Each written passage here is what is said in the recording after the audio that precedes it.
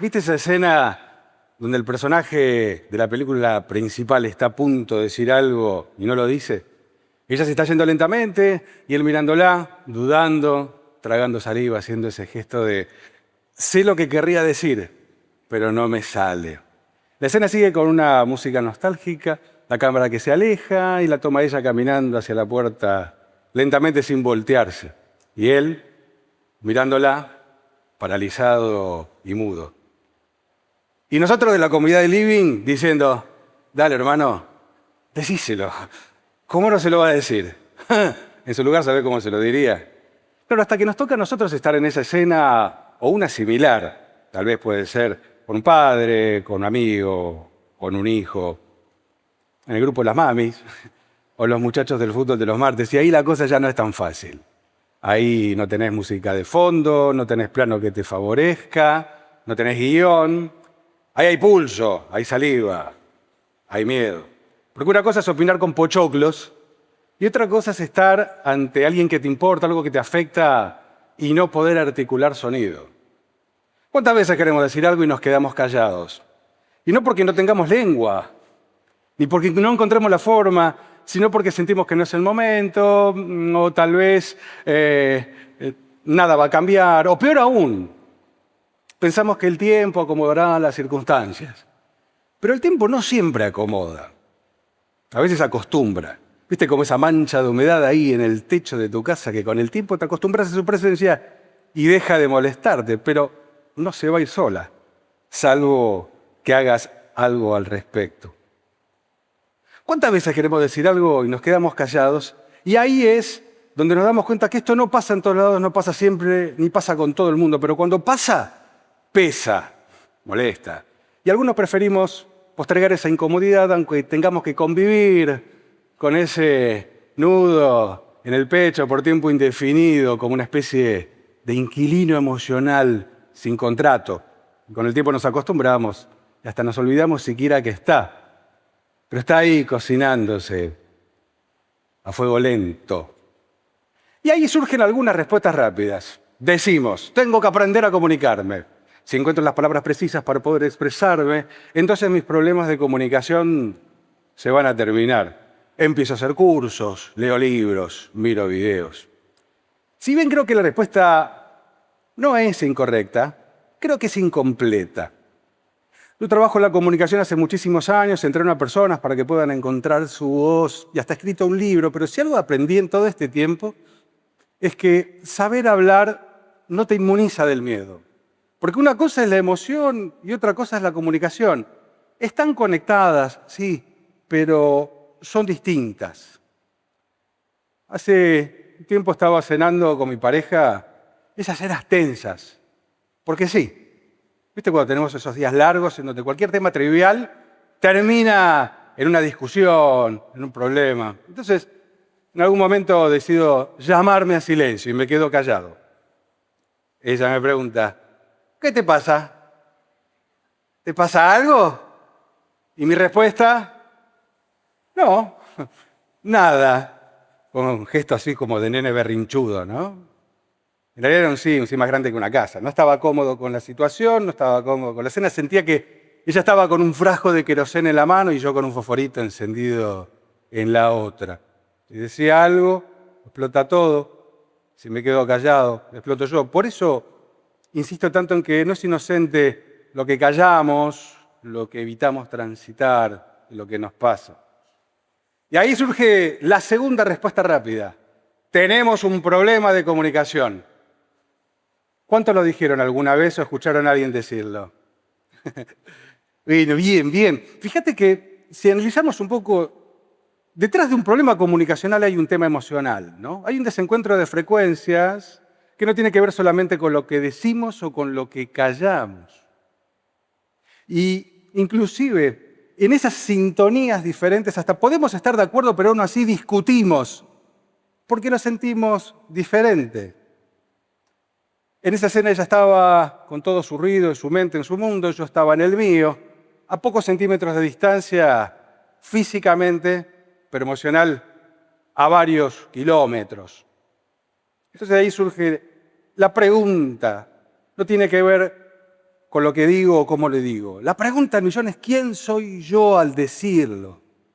Porque puedo tener las palabras más precisas, las intenciones más nobles, pero en ese momento de intensidad o de ansiedad, una coma, un punto y explota todo. Esto de quién soy yo cuando lo digo es tomar conciencia, darme cuenta de cómo estoy en ese momento. Estoy reactivo, estoy enojado, estoy ofuscado. ¿Qué puedo hacer con ese nudo en el estómago mientras estamos cenando? Ahí está el nudo, ahí está la emoción. Entonces, ¿qué hacemos? La propuesta es aprender a poner en palabras. Poner en palabras lo que no estás nombrando, que no es solamente hablar, expresarse o descargarse. Poner palabras es más bien crear, o mejor dicho, co-crear. Cuando algo no tiene nombre, es nudo, es bronca, es enojo. Pero cuando encuentra palabras, cambia de estado. Se vuelve propuesta, se vuelve límite, se vuelve pedido o se vuelve despedida. Cuando nosotros nos encontramos en esas situaciones, donde no le estamos encontrando la vuelta, ponerle palabras, sí, por supuesto, es un acto que no solamente tiene que ver con una habilidad comunicacional, es también una práctica de presencia, de honestidad y de conexión con nosotros para después sí conectarnos con respeto con los demás y con los otros. Imagínate una pileta en un día de fiesta. El agua está turbia, está movida, no se ve el fondo. Y muchas veces nosotros pretendemos tener las conversaciones más importantes, incluso en nuestra vida, con nuestra mente como si estuviera ahí, como si estuviéramos así, ansiosos, inquietos. Es como si estuviéramos queriendo charlar y tenemos alrededor nuestro 25 nenes gritando, haciendo chapa chapa en el agua y pegándote con el patito de hule en la cara. Pero cuando el agua se aquieta, la cosa cambia. Los sedimentos bajan, el agua se aclara, como en la mente, y podés empezar a ver el fondo. Y de ahí puede salir una palabra más limpia. Y cuando nos encontramos desde ese fondo, podemos aprender a poner palabras, por lo menos en 3 líneas.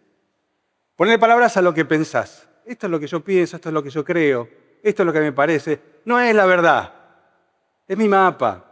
Esto abre el diálogo, un posible diálogo. La segunda, poner palabras a lo que sentís. Esto me molesta, esto me inquieta, esto me preocupa, esto me duele.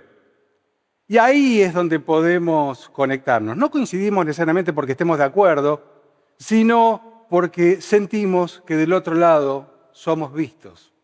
En esa misma cena, ella plantea, no me siento valorada, no me siento escuchada. De acá no va a salir algo bueno. Entonces, ahí podemos ponerle palabras, en el tercer punto, a lo que queremos. Ponerle palabras a lo que necesitamos. No esperes que el otro adivine. No esperes que el otro tenga contratado el paquete premium de telepatía afectiva. Cuando nosotros ponemos palabras a lo que queremos, podemos crear un tipo de conexión y un tipo de diálogo para poder avanzar y dar ese paso. Ahí es donde alguien en esa cena dijo, lo dejamos acá, empezamos de nuevo. Y ahí pudimos continuar la cena sin que huele nada. Lo dijo ella. Y esto de ponerle palabras a lo que sentimos, a lo que pensamos, a lo que queremos, nos permite que aparezcan y lleguen a nosotros palabras honestas, palabras respetuosas y consideradas. Honestas con nosotros, respetuosas con el otro y consideradas con lo que el espacio nos puede brindar. Entonces, esto también lo podemos aplicar cuando nos encontramos con alguien donde sentimos que hay algo trabado. Y también le podemos preguntar, ¿qué pensás? ¿Qué sentís? ¿Qué necesitas? Porque creo que madurar es dejar de esperar a tener la conversación perfecta y animarse a tener la conversación posible. No siempre va a ser épica. A veces va a ser como con la voz quebrada, con el alma desprolija y el miedo sentado en la primera fila. A veces diciendo, no sé cómo decir esto, pero necesito decirlo. Porque ponerle palabras a lo que sentimos, a lo que pensamos, a lo que queremos, no garantiza que todo salga bien ni garantiza un final feliz. No garantiza que el otro cambie, entienda o se quede. Pero sí garantiza algo importante, y es que dejamos de abandonarnos a nosotros mismos en esa escena. Y eso no es poca cosa. Por eso la propuesta es simple. Ponerle palabras. Con miedo o sin miedo. Con la carta, con la voz, con un gesto, con un abrazo, con una mirada. Confía. Sentilo. Esto no es acerca de controlar la situación, sino de abrir nuestro corazón para poder resolverla. Sacar lo que está ahí y seguir avanzando. Decilo como sea, pero decilo. Decíselo al que está, a ese padre, a ese hermano, a ese jefe, al grupo de mamis y los muchachos de fútbol de los martes. Decíselo al que se está yendo. Decíselo al que se fue, pero sobre todo, decítelo a vos. Regálatelo, porque mientras estemos acá, siempre va a haber algo nuestro dentro latiendo, esperando a que por fin nos decidamos a ponerle palabras.